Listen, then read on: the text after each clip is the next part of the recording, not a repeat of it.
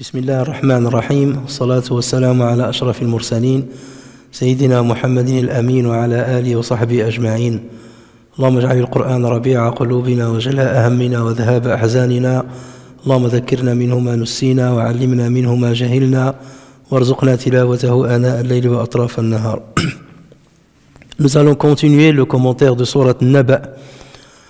Et rappelez-vous donc, cette sourate parle des questionnements ou des interrogations que posaient les détracteurs du prophète sallallahu alayhi wa sallam à la Mecque concernant le jour de résurrection. Et donc Allah Azza wa Jalla a parlé de ces interrogations et ensuite il a parlé d'une batterie de signes qui démontrent son omnipotence et sa capacité à ressusciter les êtres humains. Ensuite, il est passé à un autre sujet qui concerne le jour du jugement. Inna yawm al-fasli kana miqata. Et ensuite, donc, il passe à une autre étape, c'est celle où il va parler de l'issue des détracteurs du prophète sallallahu alayhi wa sallam. Et c'est à ce niveau-là que nous nous sommes arrêtés, à savoir le verset 21. Donc là, tabaraka wa ta'ala dit Inna jahannama kanat mirsada. Jahannam est une demeure aux aguets.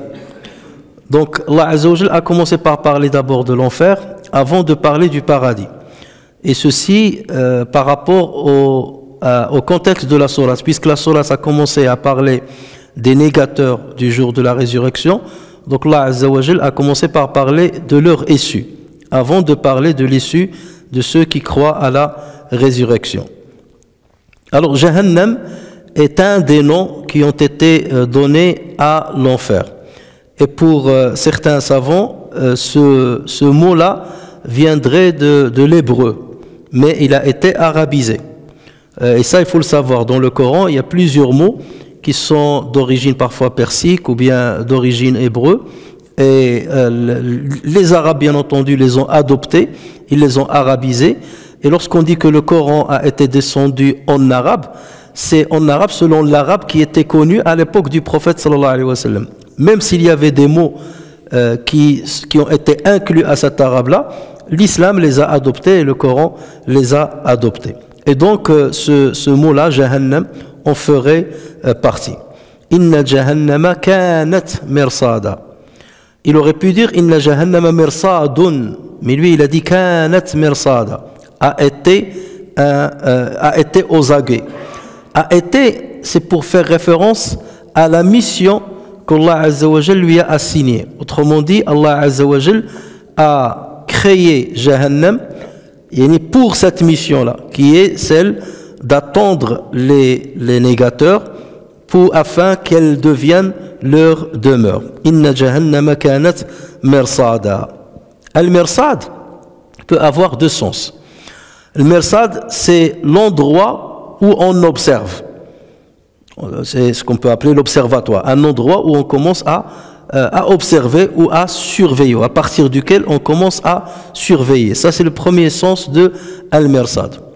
Le deuxième sens, le mirsad, ça peut être l'outil qu'on utilise afin d'observer ou afin de surveiller. C'est le cas de l'observatoire astronomique Hubble. Donc là, on l'appelle le Mersad, un observatoire astronomique. Donc c'est un outil qu'on utilise pour surveiller. Alors si on prend le premier cas, c'est que l'endroit où on observe, ça veut dire que Jahannam est l'endroit à travers lequel ou dans lequel on surveille les Tarin qui vont venir. Donc les outranciers ou bien les négateurs qui vont venir. Inna Jahannama kanat mirsada. Mais qui va observer, qui les attend, qui surveille l'arrivée des résidents de l'enfer. Ce sont les anges à qui Allah Azza wa Jal a donné la mission d'appliquer la punition, d'appliquer le châtiment sur ceux qui n'ont pas voulu croire en lui ou bien sur ceux qui ont été transgresseurs. Donc ça c'est la première utilisation de Al-Mirsad, l'endroit à partir duquel on surveille. Si on prend maintenant le deuxième sens, Al-Mirsad, ça veut dire l'outil d'observation, celui qui observe lui-même. Donc c'est comme si ici on va imputer à l'enfer une capacité humaine ou animalière. C'est comme un animal qui est aux aguets et un prédateur qui est aux aguets et qui surveille attentivement le passage d'une potentielle proie afin de l'attaquer. Donc l'enfer serait lui-même aux aguets. Et d'ailleurs c'est la traduction que vous allez trouver. Jahannam est une demeure aux aguets. Donc soit ce sont les anges qui sont aux aguets, soit c'est elle-même, l'enfer lui-même est aux aguets. Donc là c'est comme si on impute à l'enfer un comportement humain ou un comportement d'un animal. Et d'ailleurs ceci on le trouve souvent dans le Coran où Allah Azza wa Jal impute à l'enfer un comportement presque humain. Par exemple lorsque Allah Azza wa Jal dit إذا ألقوا فيها, en parlant de l'enfer, إذا ألقوا فيها سمعوا لها شهيقا وهي تفور تكاد تميز من الغيظ. Quand ils y seront, donc quand les transgresseurs, quand ils y seront jetés, ils entendront à l'enfer, ils lui entendront un gémissement. Or le gémissement, ça c'est une attitude d'un être vivant ou bien d'un animal. Donc ils lui entendront un gémissement tandis qu'il bouillonne. Peu s'en faut que de rage il n'éclate. Peu s'en faut que cet enfer de rage il n'éclate. Ça veut dire il a de la rage. Il a de la rage.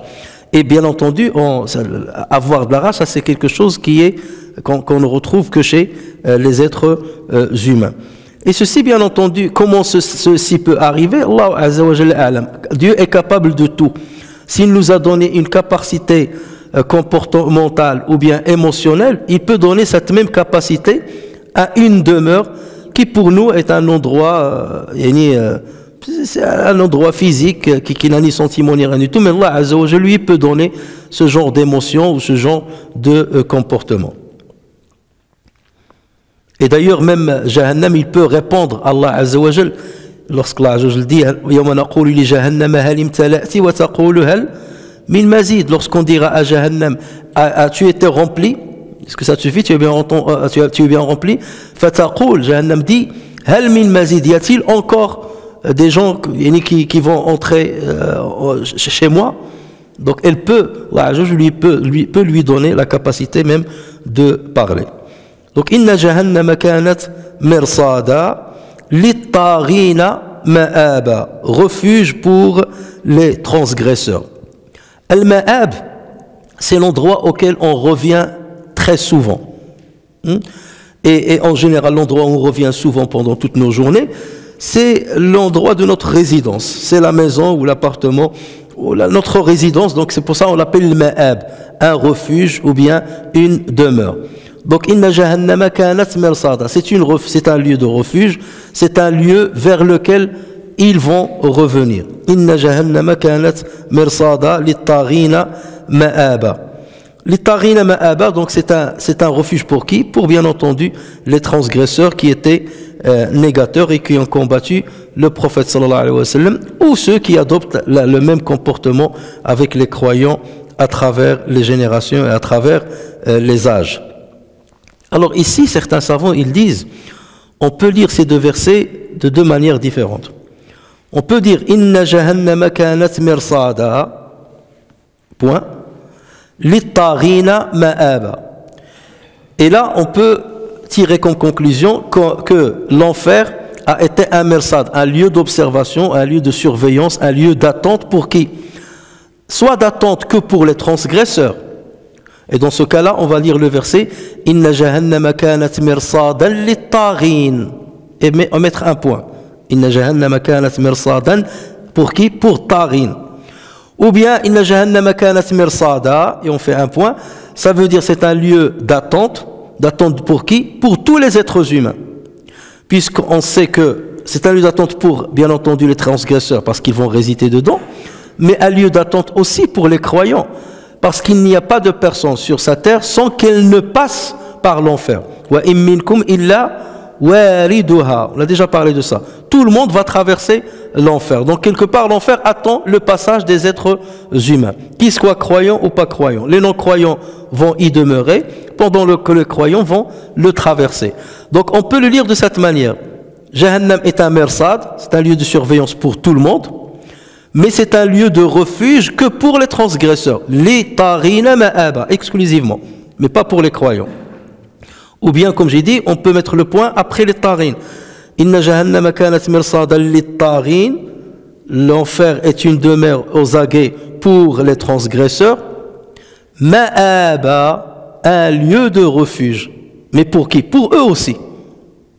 Et ça veut dire, on va dire Inna jahannama kanat mirsadan lit-tarin ou Inna jahannama kanat ma'aban lit-tarin lahum. Donc on peut le comprendre des deux manières selon où est-ce qu'on va s'arrêter dans la lecture.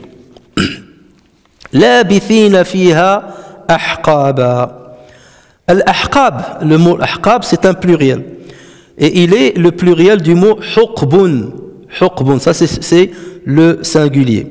Et le huqb, chez les littéraires, chez les arabes et chez les littéraires, il fait référence à 80 ans, ou un peu plus que 80 ans. Pourquoi 80 ans? C'est ce que les Arabes ont estimé comme âge moyen pour le passage d'une génération.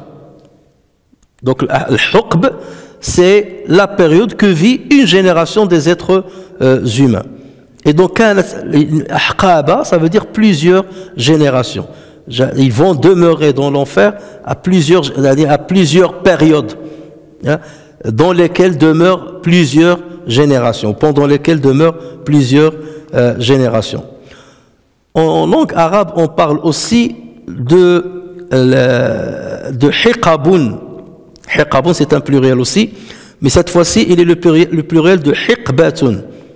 Donc tout à l'heure, on a dit ahqabun, c'est le pluriel de huqbun. Et hiqabun, c'est le pluriel de hiqbatun. Et le hiqba, aussi c'est les arabes, c'est une unité de temps qui n'a pas une durée déterminée.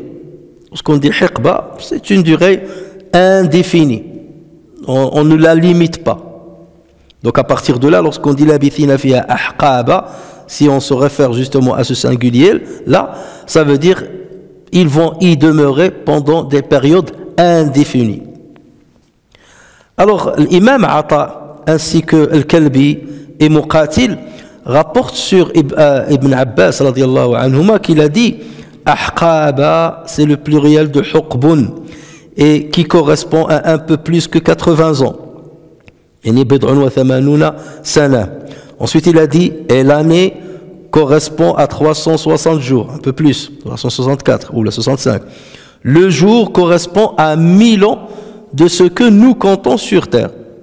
Et ça, le Coran l'a précisé, c'est que un jour auprès de Dieu équivaut à 1000 ans de ce que nous comptons.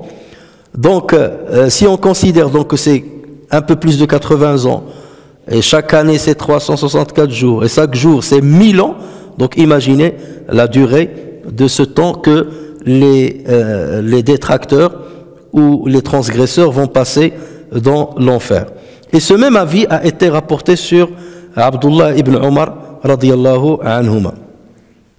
Quant à Ali ibn Abi Talib radiyallahu anhu, lui il dit Al-Huqbu correspond à 100 années, ça veut dire à un siècle. Al-Huqbu correspond à un siècle. Et l'année c'est 12 mois, donc 100 années, un siècle, et l'année c'est 12 mois, et le mois c'est 30 jours, et le jour c'est 1000 ans. Donc il est allé à peu près dans ce sens-là. Hassan al-Basri, quant à lui, a dit Al-Ahqab, personne ne sait à quoi cela correspond. Mais Al-Huqb, c'est 70 000 ans. Et lorsqu'on parle du chiffre 7, c'est pour montrer le caractère exagéré du chiffre. Donc 70 000 ans, le jour dedans correspond à 1000 ans de ce que vous comptez. Donc tous ces références que je viens de citer, qu'il s'agisse d'Abdullah ibn Abbas, Abdullah ibn Omar, Hassan al-Basri, Ali ibn Abi Talib, donc ils parlent d'une période bien déterminée. Après, elle est très longue, bien entendu, elle dure très longtemps, mais malgré cela, il parle d'une période limitée. En revanche, Al-Farra, il dit Al-Ahqab vient du mot Al-Hiqbu, ou Al-Hiqabu, non pas Al-Hiqbu, mais Al-Hiqabu. Al-Ahqab est le pluriel du mot Al-Hiqabu, qui signifie la succession. At-Taradufu wa At-Tatabu', des choses qui se suivent, des périodes qui se suivent l'une derrière l'autre, d'une manière indéfinie et sans arrêt. Et d'où le mot de Al-Haqiba. C'est quoi le mot Al-Haqiba? Hein? C'est la valise. Pourquoi on l'appelle Haqiba? C'est parce qu'elle te suit. D'accord? Tu la prends avec toi, elle te suit. Et tu ramènes le Haqiba, tes affaires dans le Haqiba. Et tu la fais suivre. D'accord? Ou bien tu fais suivre tes affaires dans le Haqiba. Et donc, Al-Hiqabu, pour l'imam Al-Farra, qui est une grande référence en langue arabe, il dit ça fait référence à la succession. Donc, labithina fiha ahqaba, ça veut dire ils vont y rester pendant des périodes qui se suivent et qui ne s'arrêtent jamais, c'est-à-dire d'une manière éternelle. Et donc, c'est à partir de l'explication de ce mot-là que les savants vont diverger. Entre ceux qui vont dire l'ahqab, c'est limité dans le temps, ils vont y demeurer pendant une période limitée dans le temps. Certes, elle est très longue, mais il est limité dans le temps. Et ceux qui vont dire non, ils vont y demeurer d'une manière éternelle. D'où cette divergence, mais la majorité écrasante de Al-Sunnah wal-Jama'a dit qu'ils vont y rester éternellement. Il y a quelques savants, même parmi Salaf Salih, qui ont dit que la résidence dans l'enfer est éphémère, est limitée. Et pareil pour le paradis. Et ça, c'est une affaire, bien entendu, qui relève de l'aqida, puisqu'il relève de l'ghaib, parce qu'on ne la connaît pas. Et on va se baser uniquement sur les textes qu'on a entre les mains. Mais puisque ce texte-là, comme celui-là, laisse entendre que c'est limité, voilà pourquoi certains sont passés, ont opté pour cet avis-là. Mais si nous voyons tous les textes, si nous prenons tous les textes qui concernent la durée de vie des croyants dans le paradis ou dans la durée de vie des non-croyants dans l'enfer, on va conclure que c'est une durée qui est indéterminée et illimitée. Donc il ne faut pas n'y considérer que ce verset-là pour dire que la résidence dans l'enfer ou la résidence dans le paradis est éphémère. Regardez, Allah Azza wa Jal, par ailleurs, qu'est-ce qu'il dit? Il dit وَمَنْ يَعْصِ اللَّهَ وَرَسُولَهُ فَإِنَّ لَهُ نَارَ جَهَنَّمَ خَالِدِينَ فِيهَا أَبَدًا. Et quiconque désobéit à Allah et son messager aura le feu de l'enfer pour y demeurer éternellement. Donc ce verset-là, il est très explicite. Il est beaucoup plus explicite que l'ahqab, puisqu'on a dit la signification de l'ahqab, elle diffère selon les exégètes. Elle peut signifier une durée limitée, comme il peut signifier une durée illimitée, qui se suivent à l'infini. Allah Azza wa Jalla dit également Inna alladhina kafaru wa zalamu lam yakun illahu liyaghfira lahum wa la liyahdiyahum tariqan illa tariqa jahannama khalidina fiha abada. Ceux qui ne croient pas et qui pratiquent l'injustice, Allah n'est nullement disposé à leur pardonner ni à les guider dans un chemin autre que le chemin de l'enfer où ils demeureront éternellement. Un autre verset, Allah Azza wa Jalla dit yuriduna an yakhruju minan nari wa ma hum bi kharijin minha wa lahum adhabun muqim.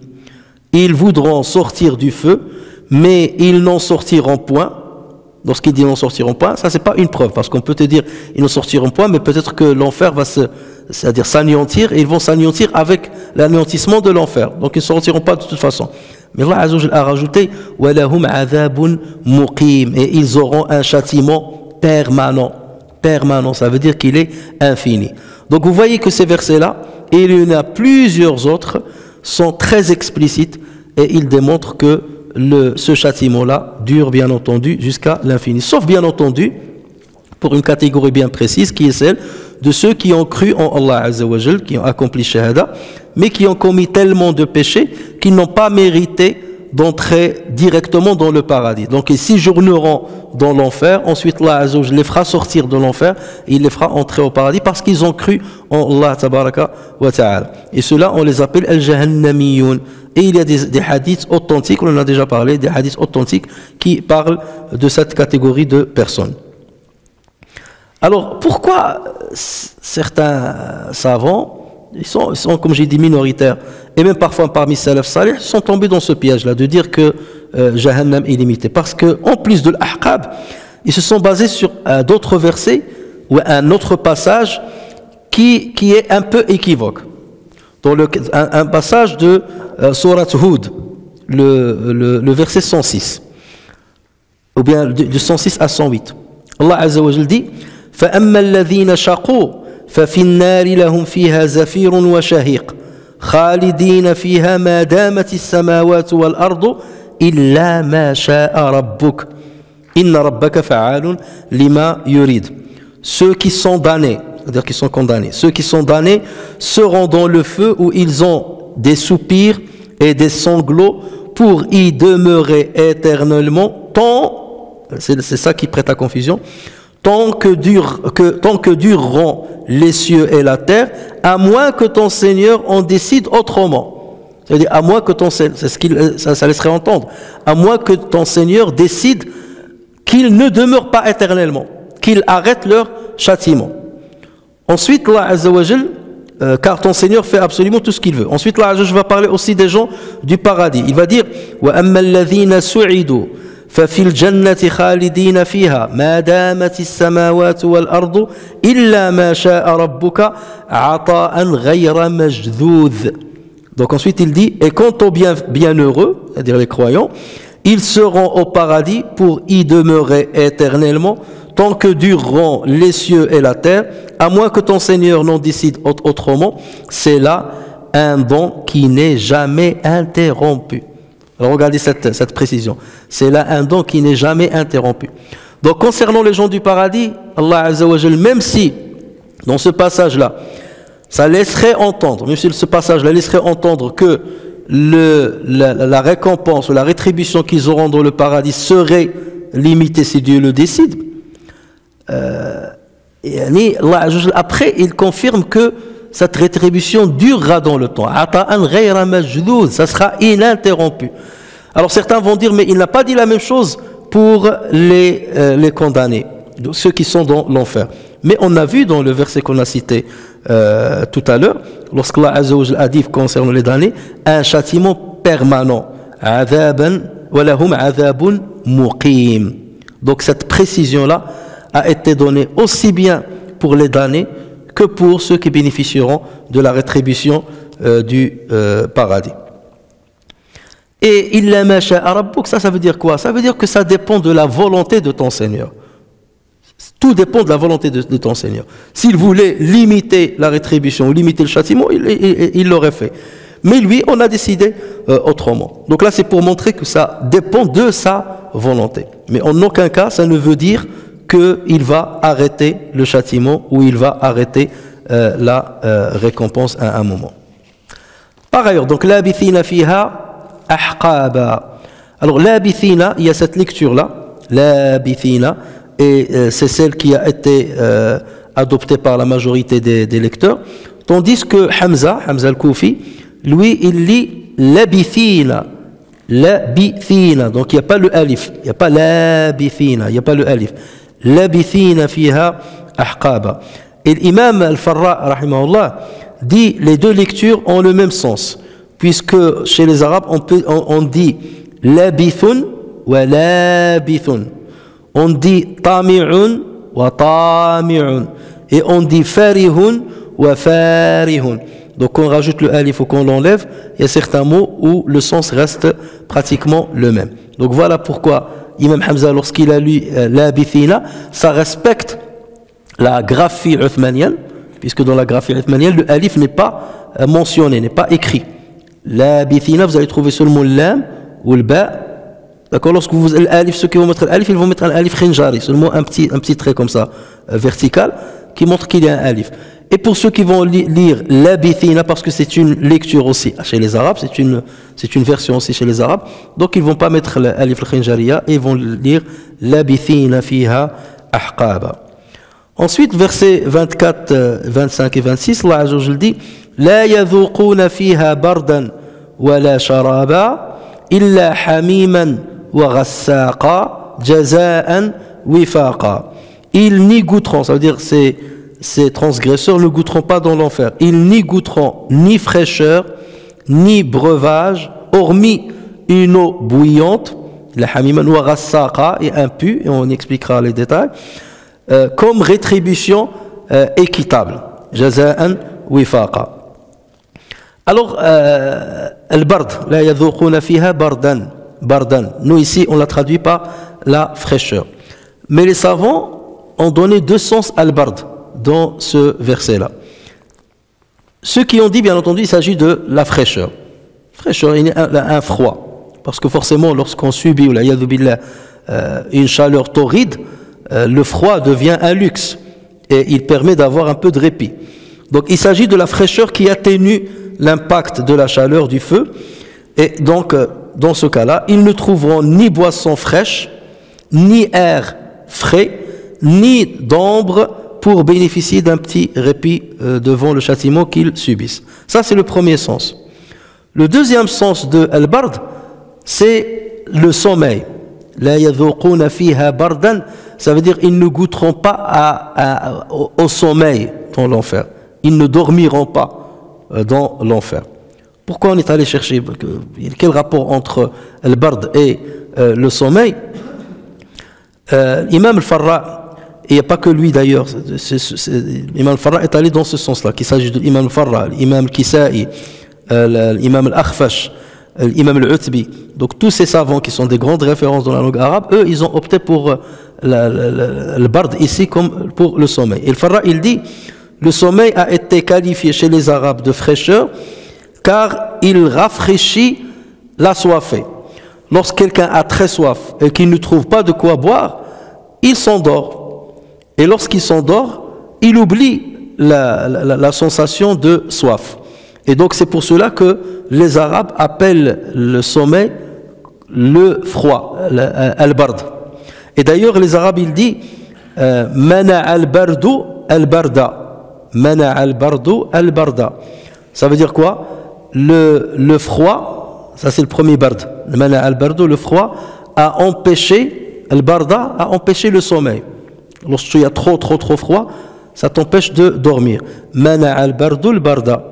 Le froid a empêché le sommeil. Et peut-être que c'est les deux sens se valent ici. Ça veut dire ils ne goûteront pas à de la fraîcheur, et ça c'est automatique et c'est évident, et ils ne goûteront pas au sommeil, puisque l'adab est muqim, l'adab il ne s'arrête pas, donc il n'y a pas de répit, donc forcément le sommeil n'existera pas du tout. Et pareil pour les gens du paradis, dans le paradis on ne dort pas, parce que comme a dit le prophète sallallahu alayhi wa sallam, an-nawmu akhul maut, le sommeil c'est le frère de la mort. Le sommeil, c'est le frère de la mort. Et c'est pour cela que les gens du paradis ne dorment pas. Parce qu'ils profitent à chaque instant de leur existence dans le paradis. Et donc, pareil pour les gens de l'enfer, ils goûteront à chaque instant de leur existence dans l'enfer du châtiment que Dieu leur a assigné. La yadhuquna fiha bardan wa la sharaba. Donc là, c'est la preuve. Donc, pas de liquide rafraîchissant, donc pas de breuvage. Illa hamiman. Al-hamim, c'est l'eau bouillante. L'eau bouillante. Donc ça, sur ce point-là, il n'y a pas de problème. Illa hamiman wa ghassaqa. Que veut dire le ghassaq? Là aussi, les savants ont divergé. Et il y a 5 avis qui ont été donnés au mot al-ghassaq. Alors, le premier avis, c'est celui de Abu Mu'adh al-Basri, qui dit qu'il a entendu lui-même ses maîtres dire que ce mot est d'origine persique. Ça, c'est la première chose. Al-Ghassaq, pour certains savants, c'est un mot qui n'est pas à la base arabe. C'est un mot qui est persique. Et il a été arabisé avec le temps. Et donc les Perses, sa prononciation chez les Perses, c'est Khashak. Al-Ghassaq, Khashak. C'est ça son sens. Et les Perses, ils le disent de toute chose qui est dégoûtante. Toute chose qui est dégoûtante chez eux, ils l'appellent Khashak. Et donc ça a été arabisé et c'est devenu Ghassaq. Donc là, donc ils ne goûteront qu'à des choses qui sont dégoûtantes. Ça, c'est le premier sens. Pour d'autres, Al-Ghassaq fait référence à une chose qui est extrêmement froide et insupportable. Soit une boisson qui est insupportable, tellement elle est froide, soit une chose qui est tellement froide qu'on ne peut même pas la toucher. Donc pour certains savants, c'est à cela que ça fait référence. La yadhuquna fiha bardan wala sharaba illa hamiman wa ghassaqa. Ça veut dire s'ils doivent boire, ils ne peuvent boire qu'une eau qui est extrêmement froide, qu'ils ne pourront pas supporter. Et bien entendu, comme vous le savez, lorsque une eau est trop froide, donc elle casse vos dents, vous n'arrivez même pas à l'avaler. Sauf que pour certains savants, ils disent non, on ne peut pas considérer le Ghassaq ici comme quelque chose qui est froid, encore moins une eau froide, parce que Allah Azza wa Jal, par ailleurs, dans un autre verset, a dit La yarawna fiha shamsan wala zamharira. Zamharir, c'est quelque chose qui est très froide. Donc on ne peut pas considérer que zamharir, c'est le synonyme de Al-Ghassaq. Puisque Allah dit ils ne verront pas le soleil, ils ne verront pas non plus quelque chose qui est froid. Parce que le simple fait de voir le froid, ça te rassure. Si tu subis la chaleur, tu vois de la fraîcheur, ça te rassure. Or eux, il n'y a même pas cet espoir d'être rafraîchi. Alors le troisième sens qui a été donné par certains savants, c'est que Al-Ghassaq, ce sont tous les liquides qui sortent du corps des damnés lorsqu'ils vont être brûlés. Donc tout ce qui va sortir de leur corps, ça constitue Al-Ghassaq. Tel que par exemple le pus, ou tel que la sueur, ou tel que les brûleurs, le liquide qui va sortir après avoir brûlé la peau des personnes. Quatrième sens qui a été donné à Al-Ghassaq, c'est un liquide avec une odeur puante. C'est la question de la puanteur. Donc après, est-ce que c'est du pu ou autre chose? Non, c'est une boisson spéciale pour les gens de l'enfer et qui a une odeur nauséabonde.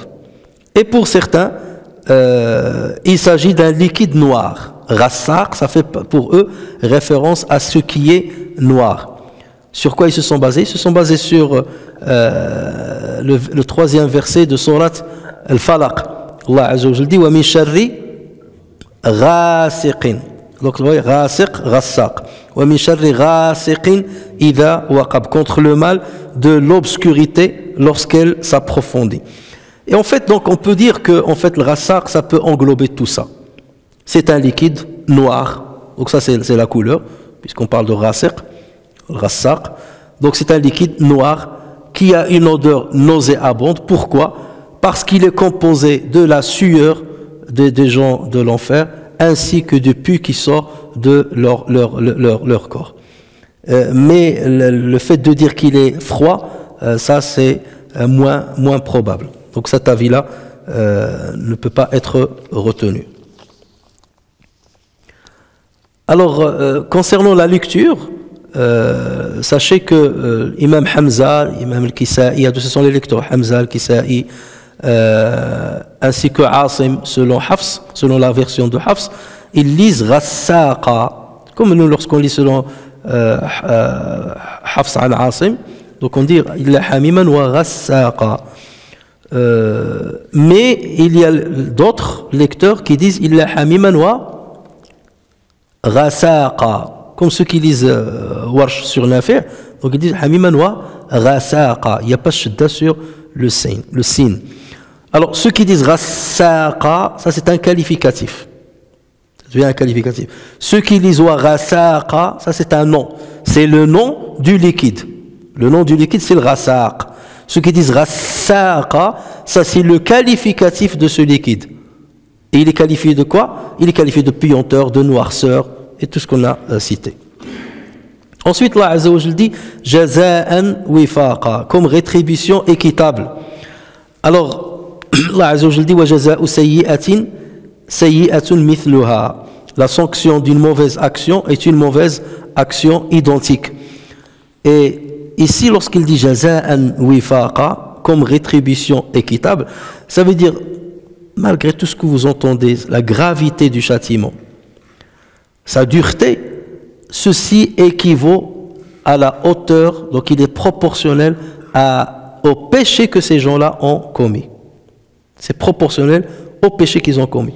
Donc Allah Azza wa Jal reste juste avec eux. Avec ce châtiment-là, il reste juste avec eux, vu ce qu'ils ont commis. Qu'est-ce qu'ils ont commis? Allah Azza wa Jal va l'étayer dans les deux versets, dans les versets qui vont suivre. Innahum kanu la yarjuna hisaba wa kadhabu bi ayatina kidhaba. Pourquoi on leur a réservé tout cela? Parce qu'ils ont fait ces deux grands péchés. Innahum kanu la yarjuna hisaba. Alors si on traduit mot par mot, ils n'espéraient pas quoi? Hisaba, ils n'espéraient pas le jugement. Ils n'espèrent, si on veut traduire mot par mot. Innahum kanu la yarjuna. Ar-raja, sa traduction normale c'est l'espoir. Donc ils n'espéraient pas le jugement. Mais ce n'est pas forcément le sens de ce mot-là, on va le voir tout de suite. Alors vous, dans le Coran, dans les livres qui traduisent le sens du Coran, vous allez trouver car ils n'attendaient pas à rendre compte. Ils n'attendaient pas. Donc Raja ici a été traduit par attendre. Ils n'attendaient pas à rendre compte. Alors pourquoi cette traduction? Pourquoi ceux qui ont traduit ont opté pour cette traduction? Parce qu'il y a un problème qui se pose. C'est que rendre compte devant Allah Azza wa Jalla le jour du jugement, est-ce que c'est quelque chose de facile ou difficile? C'est difficile. Est-ce qu'il y a quelqu'un qui espère rendre compte devant Dieu? Hein? Quelqu'un de nous espère dire, moi je suis prêt, j'espère bien rendre compte de ce que j'ai fait sur terre devant Dieu. Non, c'est quelque chose qu'on craint et qu'on n'espère pas. Donc pourquoi Allah Azza wa Jalla ici a dit innahum kanu la yarjuna hisaba? Ça veut dire que les croyants espèrent le hisab. C'est cela qu'on va dire. Si eux ils n'espéraient pas rendre compte, ça veut dire que les croyants espéraient rendre compte. Voilà la différence entre les deux. C'est pour cela que ça a posé problème pour les savants, pour les exégètes, en disant hadi yarjuna la, yarjuna, il ne faut pas le comprendre dans le sens de espérer, mais il faut le comprendre autrement. Donc certains ont dit, donc c'est pour ça qu'ils vont diverger. Muqatil par exemple, ainsi que plusieurs exégètes disent innahum kanu la yarjuna. Ici ar-raja ça veut dire la crainte. Innahum kanu la yakhshawna hisaba. Ils ne craignaient pas le jugement. Voilà pourquoi Dieu va les châtier, parce qu'ils ne craignaient pas le jugement. Donc ici pour eux la yarjuna ça veut dire la yakhshawna. C'est trop loin, c'est complètement l'inverse. Et on sait qu'en arabe parfois il y a des mots qui veulent dire une chose et son contraire. Il y a en arabe des mots qui peuvent dire la chose et le contraire de la chose. Et ça, on est déjà passé par ce cas de figure. Eux, ils se basent sur un verset coranique qui est explicite. Lorsqu'Allah Azza wa Jalla parle de Nuh alayhi salam, qui a dit Ma lakum la Surat Nuh, dans Surat Nuh, Ma lakum la tarjuna lillahi waqara wa qad khalaqakum atwara ma lakum la tarjuna. Là aussi il a utilisé tarjuna. Est-ce qu'on va comprendre ce verset? Pourquoi vous n'espérez pas un respect envers Dieu? Ça n'a pas de sens cette traduction là. Pourquoi vous n'espérez pas un respect envers Dieu? La traduction d'ailleurs que vous allez trouver ma lakum la tarjuna lillahi waqara, qu'avez-vous à ne pas vénérer, ou bien qu'avez-vous à ne pas craindre Allah? Qu'avez-vous à ne pas craindre Allah comme il se doit? Donc ici, raja explicitement veut dire la crainte ou la vénération de Dieu. Donc c'est pour cela que l'imam Muqatil ainsi que d'autres exégètes ont dit pour ce verset-là aussi, ça veut dire qu'ils ne craignaient pas de jugement. Deuxième explication qui a été donnée, c'est que le croyant, il sait que d'une manière inévitable, il va être jugé devant Allah Azza wa Jalla. Il le sait. Donc là, c'est inévitable, je vais être jugé devant Allah Azza wa Jalla. Et lui, il croit en Dieu. Et il a accompli des bonnes actions. Donc, et il sait que le jugement va être dur. Et que c'est quelque chose qu'on doit normalement craindre. Mais en même temps, il est animé par un espoir très grand et très fort, à travers lequel, qu'est-ce qu'il dit? Il dit, donc j'espère qu'Allah Azza wa Jal va plutôt prendre en compte ma foi et prendre en compte les quelques bonnes actions que j'ai accomplies et les quelques bonnes œuvres que j'ai accomplies pour ne pas me châtier. Et parce que le croyant, et notamment avant de mourir, doit faire prépondérer al-raja plutôt que de la crainte, d'accord?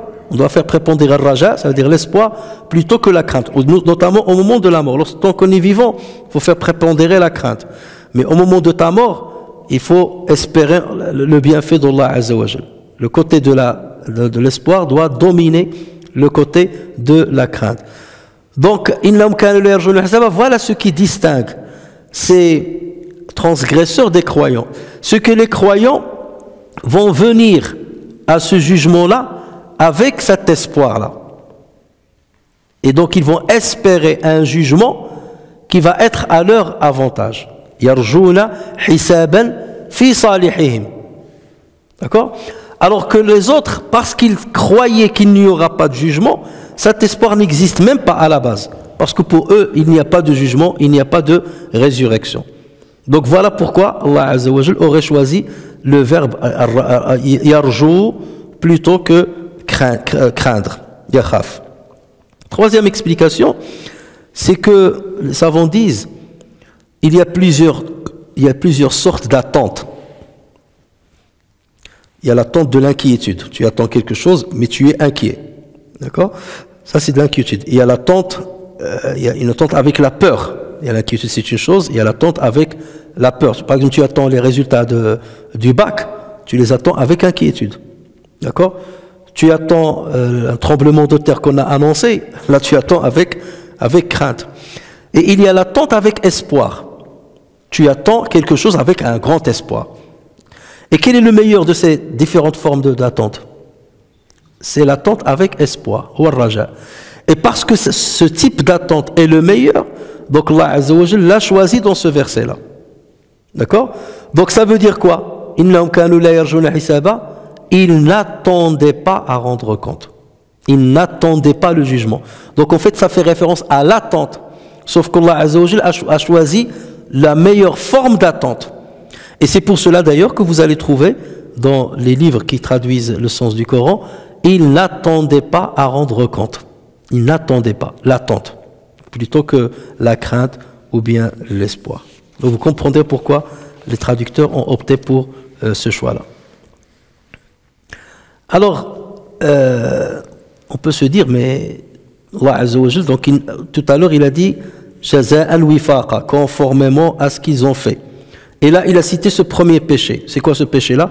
C'est qu'ils n'attendaient pas le jugement. C'est qu'ils ne croyaient pas au jugement. C'est qu'ils ne craignaient pas le jugement.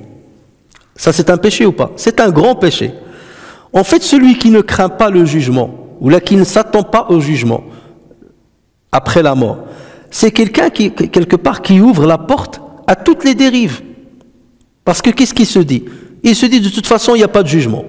Après la mort, il n'y a pas de jugement. Donc, qu'est-ce que je dois faire? Je profite de la vie. Et si je dois profiter de la vie, ça veut dire qu'il faut que je réponde à tous mes désirs et à tous mes plaisirs. Et si tu suis tes plaisirs, tes désirs et ta passion, forcément, ils vont te conduire vers la débauche, ils vont te conduire vers les péchés plutôt que vers les bienfaits. Et dans ce cas-là, c'est ta passion qui va dominer ta raison.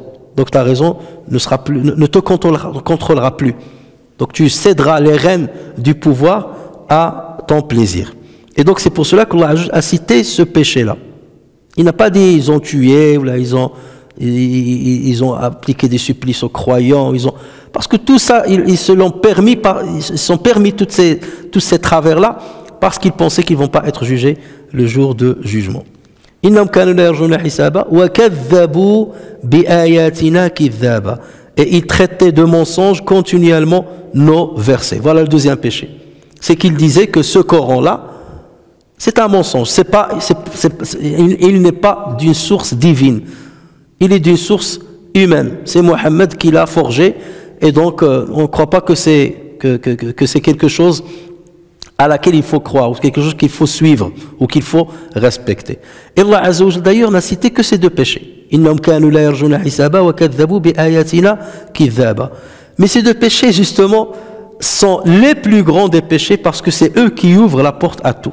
Ils ouvrent la porte à l'associationnisme, ils ouvrent la porte à l'assassinat, ils ouvrent la porte à l'adultère, ils ouvrent la porte au mensonge, et ainsi de suite. Et c'est pour cela qu'Allah Azza wa Jalla n'a cité que ces deux-là. Mais pour les autres péchés qui vont découler de ces deux grands péchés, Allah Azza wa Jalla, qu'est-ce qu'il a dit? Wa kulla shay'in ahsaynahu kitaba. Ça c'est le verset qui vient juste après, verset 29. Wa kulla shay'in ahsaynahu kitaba. Alors que nous avons dénombré toutes choses en écrit. Ça veut dire qu'il n'y a pas besoin de citer les autres péchés. Alors les autres péchés, ils ont été consignés par écrit, mais ils ont découlé tous ces péchés-là, ils ont découlé de ces deux écarts. Ne pas croire au jour du jugement et ne pas croire au Coran. Parce que le Coran, c'est lui qui te guide, c'est lui qui te met en garde, c'est lui qui te montre le chemin à suivre. Et lui tout seul ne te poussera pas forcément à faire du bien. Supposons par exemple que Dieu nous ait révélé le Coran, mais il a dit après votre mort, il n'y a rien, il n'y a pas de résurrection, il n'y a pas d'enfer, il n'y a pas de paradis.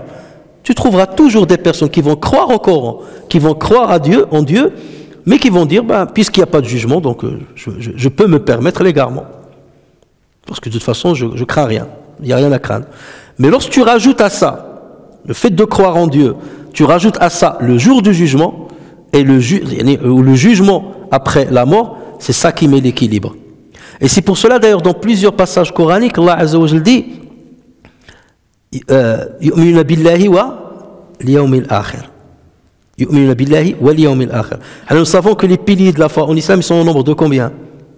Au nombre de 6. Iman billahi wa malaikatihi wa kutubihi wa rusulihi wal qadari wal yawmil akhir wal qadari khayrihi wa sharrihi. Mais les deux, il y a 6 piliers, mais les deux piliers les plus importants, c'est la foi en Dieu et la foi au jour de jugement. Ça, c'est le pilier principal. Parce que lorsque tu crois en Dieu, tu crois tout ce qu'il va te dire. Il va te dire j'ai des anges, tu vas croire. Il va te dire j'ai envoyé des prophètes, tu vas y croire, tu vas le croire. Il va te dire j'ai descendu des livres, tu vas croire aux livres. Il va te dire tout a été inscrit, tout a été prédestiné, tu vas croire au destin. Donc la foi en Dieu, elle englobe ces 5 piliers. Il reste l'autre pilier qui est très important, c'est le jour du jugement, dans lequel il y a la reddition des comptes, la récompense ou la punition. Et c'est ça qui va dissuader les personnes de tomber dans l'égarement. Et c'est ça qui va pousser les personnes à obéir à Allah tabaraka wa ta'ala. Donc voilà pourquoi Allah Azza wa Jalla n'a cité que ces deux travers. Quand on reste avec ça va de soi. Et concernant ces petits détails, Dieu, c'est comme s'il dit, c'est pas la peine que je mentionne tout ce qu'ils ont fait comme égarement, tout ça de toute façon il sera écrit dans leur livre. Il sera écrit dans leur livre. Et il sera consigné dans leur livre. Mais c'est ces deux péchés qui sont très très grands.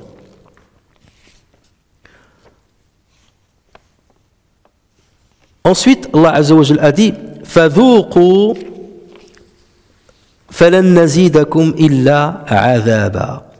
Verset 30. Goûtez donc, nous n'augmenterons pour vous que le châtiment. Allez, donc après avoir donc exposé les deux grands torts qu'ont commis ces transgresseurs sur terre, ici Allah Azza wa Jalla nous fait part de ce qui va leur être dit au moment où on va les accompagner, où on va les jeter dans l'enfer. On va leur dire fadhuqu, dégustez. Et ceci va nous rappeler le verset précédent, le verset qui a précédé, le verset 24. La yadhuquna fiha bardan wala sharaba. Ils ne goûteront ni fraîcheur ni breuvage. Mais qu'est-ce qu'ils vont goûter? Fadhuqu, dhuqu al-adhab. Donc vous voyez, le même verbe a été repris ici. Fadhuqu, la yadhuquna fiha bardan wala sharaba. Ici, fadhuqu falan nazidakum illa adhaba. Regardez, Allah Azza wa Jalla, depuis tout à l'heure, il parle d'eux à la troisième personne du pluriel dans le passé. Innahum kanu la yarjuna hisaba wa kadhabu bi ayatina kidhaba. Et ici, il parle à l'impératif. Fadhuqu. Ça veut dire qu'ils sont en face de lui. D'accord? Donc quelque part, il y a ça c'est ce qu'on appelle uslubul iltifat. On parle avec un certain temps de conjugaison et tout de suite on le transforme vers un autre temps. Parce que là, tout de suite, ceux qui vont entendre ce verset-là, s'ils font partie de ces transgresseurs, lorsqu'il va dire fadhuqu, il va être saisi, il va être perturbé. C'est comme si Dieu, Allah Azza wa Jalla, lui parle face à face. D'accord? il a pris alors qu'il est encore sur terre, et s'il dit fadhuqu, c'est comme s'il est déjà en enfer, devant l'enfer, il a été ressuscité et maintenant il est devant l'enfer. Et ce changement-là dans le temps est très important, il est très saisissant. Alors, on sait que Allah Azza wa Jalla dans le Coran, il dit dans un verset concernant les transgresseurs, وَلَا يُكَلِّمُهُمُ اللَّهُ وَلَا يَنظُرُ إِلَيْهِمْ يَوْمَ الْقِيَامَةِ. Dieu ne leur parlera pas, ni les regardera au jour de la résurrection. Et ici, il dit فَذُوقُوا. Dans un verset, il dit il ne leur parlera pas. Et ici, il dit goûtez. Donc c'est comme s'il leur parle. Donc est-ce qu'il y a une contradiction? Il y a une contradiction apparente. Mais c'est pas dans le fond, il n'y a pas de contradiction. Pourquoi? Les savants disent c'est pas forcément Dieu qui va leur dire goûtez. Parce qu'on sait très bien que ce sont les anges qui vont accompagner ou qui vont tirer les transgresseurs pour les jeter dans le feu. Donc c'est eux qui vont s'adresser à eux pour leur dire dhuqu falan nazidakum illa adhab. On ne va vous rajouter que châtiment après châtiment. Donc c'est pas forcément Dieu. Et Dieu ne leur parle pas. Ça c'est la première signification qui enlève l'ambiguïté ou la contradiction apparente. La deuxième explication, c'est que Allah dit wala yukallimuhumullah. Ça veut dire il ne va pas leur adresser une belle parole. Il peut leur parler de goûter, il peut leur parler comme ça, mais leur adresser une belle parole ou la dialoguer avec eux ou discuter avec eux, non. En ce moment-là, il n'y a pas de bonne parole. Et on sait, ça c'est ce qu'on appelle al-ammu urida bihi al-khas. C'est une parole générale par laquelle on veut un sens bien particulier. La yukallimuhum, ça veut dire il ne leur parle pas une belle parole. Pourquoi? Pour ne pas leur donner un espoir. Je veux dire, maintenant qu'il nous parle ou qu'il discute avec nous, donc on va avoir l'espoir de lui demander de nous combler de sa clémence ou de nous apporter sa miséricorde, afin de nous pardonner, parce que là, ça sera vraiment trop tard. Donc après ce passage, Allah Azza wa Jalla va passer à un dernier passage en parlant maintenant des pieux croyants. Inna lil muttaqina mafaza hada'iqa wa a'naba wa kawa'iba atraba. Donc après avoir terminé de parler des transgresseurs, il va parler des croyants qui sont pieux, et ceci on va le laisser Inch'Allah pour la prochaine fois. نفعني الله وإياكم بالقرآن الكريم وبحديث سيد الأولين والآخرين وغفر الله لي ولكم ولسائر المسلمين. سبحانك اللهم وبحمدك نشهد أن لا إله إلا أنت نستغفرك ونتوب إليك. سبحان ربك رب العزة عما يصفون وسلام على المرسلين والحمد لله رب العالمين.